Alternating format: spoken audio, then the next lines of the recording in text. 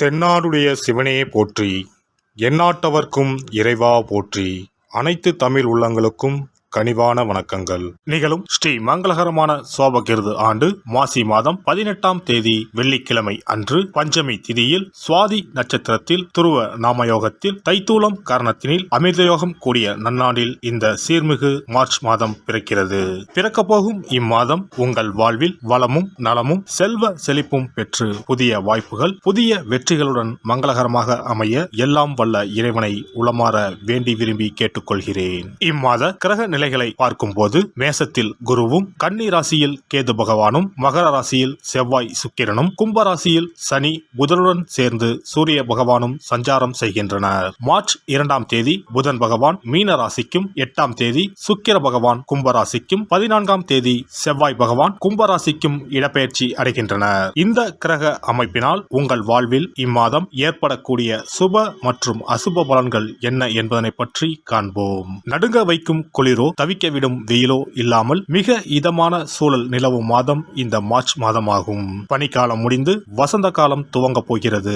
மாசி மாதத்தின் பிற்பகுதியும் பங்குனி மாதத்தின் முற்பகுதியும் இணையும் மாதம் இந்த மார்ச் மாதமாகும். கும்ப மாதமும் மீன மாதமும் இணைந்த இந்த மார்ச் மாதத்தில் பல திருப்பங்கள் உங்கள் வாழ்வில் நடைபெற உள்ளன. கும்பராசி அன்பர்களே, இம்மாதம் அனைத்து காரியங்களிலும் வெற்றி உண்டாகும். பணவரவு மகிழ்ச்சி தருவதாக இருக்கும். புதிய வாகனம் வாங்கும் யோகமும் உண்டாகும். சிலருக்கு எதிர்பாராத அதிர்ஷ்ட வாய்ப்புகளும் ஏற்படக்கூடும். தெய்வ பக்தியும் ஆன்மீகத்தில் நாட்டமும் அதிகரிக்கும். புண்ணிய தலங்களுக்கு சென்று வரும் வாய்ப்பு ஏற்படும். பெண்களால் பொருள் சேர்க்கை உண்டாகும். உறவினர்களால் அடிக்கடி பிரச்சனைகள் ஏற்படக்கூடும் என்பதால் கூடுமான வரை அளவோடு பழகவும். கணவன் மனைவிக்கு இடையே சிறு சிறு அளவில் கருத்து வேறுபாடு ஏற்பட வாய்ப்பு உள்ளதால் ஒருவரை ஒருவர் அனுசரித்து செல்வது நல்லது. புதன் பகவான் சாதகமற்ற நிலையில் இருப்பதால் குடும்பத்தில் அடிக்கடி பிரச்சனைகள் ஏற்படக்கூடும். பிள்ளைகளால் சில சங்கடங்களை சந்திக்க நேரிடும். வெளிநாட்டில் இருந்து எதிர்பார்த்த செய்தி கிடைப்பதில் தாமதம் ஏற்படும். தந்தையின் உடல் ஆரோக்கியத்தில் கவனம் தேவை. அவருடைய தேவைகளை நிறைவேற்ற முயற்சி செய்யவும். நண்பர்களிடம் எதிர்பார்க்கும் உதவிகள் கிடைக்கும். நண்பர்களால் வாழ்க்கையில் நல்ல திருப்பம் ஏற்படக்கூடும். அலுவலகத்தில் பதவி உயர்வு, ஊதிய உயர்வு போன்ற சலுகைகள் கிடைக்கும். ஆனாலும் பணிச்சுமை அதிகரிக்கவே செய்யும். சக ஊழியர்கள் உங்கள் பணிகளில் உதவிகரமாக இருப்பார்கள். சிலருக்கு வேலையில் இடமாற்றமும் ஊர் மாற்றமும் ஏற்பட வாய்ப்பு உண்டாகும். தொழில் மற்றும் வியாபாரத்தில் மாத முற்பகுதியில் விற்பனை அதிகரிப்பதுடன் லாபமும் படிப்படியாக உயரும். ஆனால் முன்பின் தெரியாதவர்களுடன் ஒப்பந்தம் செய்து கொள்ள வேண்டாம். ஷேர் மூலம் ஆதாயம் வரும். குடும்பத்தை நிர்வகிக்கும் பெண்களுக்கு குடும்பத்தை நிர்வகிப்பதில் சற்று சிரமம் இருக்கவே செய்யும். பொறுமையை கடைபிடிப்பது நல்லது. வேலைக்கு செல்லும் பெண்களுக்கு வேலை சுமை கூடுதலாக இருக்கும். மாணவர்கள் பாடங்களை மன நிறைவுடன் படிப்பீர்கள். கூடுதல் மதிப்பெண் பெற மேற்கொள்ளும் முயற்சிகள் யாவும் வெற்றியடையும். கலைஞர்கள் உற்சாகமுடன் செயல்பட்டு கொடுத்த வாக்கினை காப்பாற்றி விடுவீர்கள். பணவரவு தாராளமாக இருக்கும். தேவையான பட வாய்ப்புகள் வரும். அரசியலில் உங்களுக்கு சாதகமான சூழ்நிலை நிலவும். குறிப்பிட்ட சிலர் உங்களுக்காக பேசுவார்கள். நற்காரியங்களில் ஈடுபட்டு பேரும் புகழும் கிடைக்கப் பெறுவீர்கள். நட்சத்திர பலன்கள் அவிட்டம் 3, 4ஆம் பாதம். இந்த மாதம் பயணங்கள் செல்ல நேரலாம். வாக்கு உண்மையால் எடுத்த காரியத்தை சிறப்பாக செய்து முடிப்பீர்கள். தொழில் வியாபாரத்தில் இருந்த போட்டிகள் விலகும். பணியாட்கள் மூலம் காரிய அனுகூலம் உண்டாகும். சரக்குகளை பாதுகாப்பாக வைப்பது நல்லது. சதயம் நட்சத்திரம். இந்த மாதம் உத்தியோகத்தில் இருப்பவர்களுக்கு உழைப்பு அதிகரிக்கும். எந்திரங்களை இயக்குபவர்கள் கவனமாக இருப்பது நல்லது.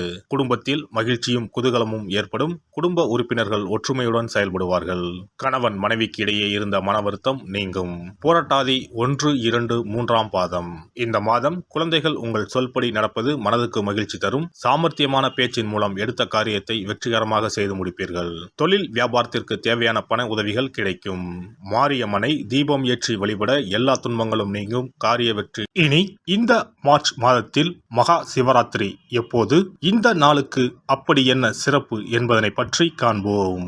சிவபெருமானுக்கு எத்தனையோ திருநாமங்கள் உள்ளன. அவற்றில் மிக உயர்வானதாக சொல்லப்படுவது மகாதேவன் என்ற திருநாமம். மகாதேவன் என்றால் கடவுள்கள் அனைவருக்கும் மேலான கடவுள். கடவுள்களுக்கு எல்லாம் தலைவன் என்ற பொருள். சிவாய நம என சிந்திப்பவர்க்கு அபாயம் ஏற்படாது என்பார்கள். அப்படி கர்ம வினைகளில் இருந்தும் அனைத்து விதமான துன்பங்களில் இருந்தும் விடுபடுவதற்கு சிவனே கதி என சிவபெருமானை சரணடைவதற்கு ஏற்ற நாள் மகா சிவராத்திரி தினமாகும்.